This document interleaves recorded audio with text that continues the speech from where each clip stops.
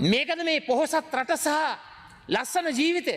පොහොසත් රටක් ලස්සන ජීවිතයක් නෙවෙයි නිර්මාණය වෙලා තිබෙන්නේ මිනිමරු සංස්කෘතියක්, ඝාතන රැල්ලක්, ම්ලේච්ඡ සංස්කෘතියක්.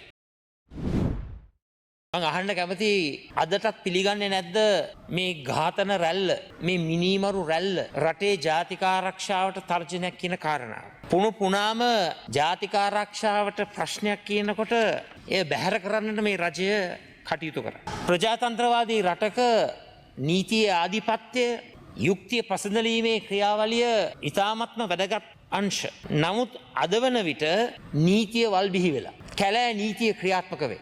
මහජන නියෝජිතයෙකුට මහජන දිනයක් හරහා ජනතාවට සේවය කරන්නට, තමන් පත් කරපු ජනතාවට සේවය කරන්න බැරි වාතාවරණයක් අද රටේ නිර්මාණය වෙලා තිබේ. ලසන්ත වික්‍රමසේකර කියන්නේ වැලිගම ප්‍රාදේශීය සභාවේ මිදිගම බටහිර කොට්ටාසේ 67.3ක ඡන්ද ප්‍රතිශතයක් ලබාගත විවිධ අභියෝග මැද්දේ වැලිගම ප්‍රාදේශීය සභාවේ සභාපතිවරයා හැටියට විපක්ෂයේ සියලු දෙනාම එකතු කරගෙන ඒ නායකත්වය ලබා දුන්න පුද්ගලයෙක්.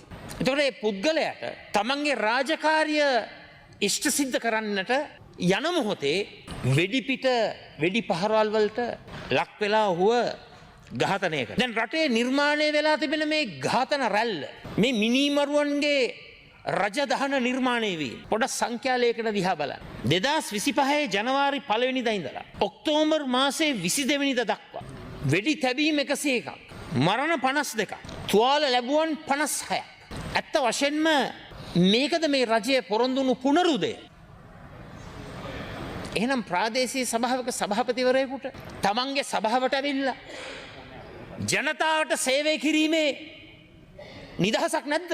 මේ පුනරුදය තුළ මේකද මේ පොහොසත් රට සහ ලස්සන ජීවිතය. පොහොසත් රටක් ලස්සන ජීවිතයක් නෙවෙයි නිර්මාණය වෙලා තිබෙන්නේ මිනිමරු සංස්කෘතියක්, ඝාතන රැල්ලක්, ම්ලේච්ඡ සංස්කෘතියක්. එසැන ජනතාවගේ තොරතුරු දැනගැනීමේ අයි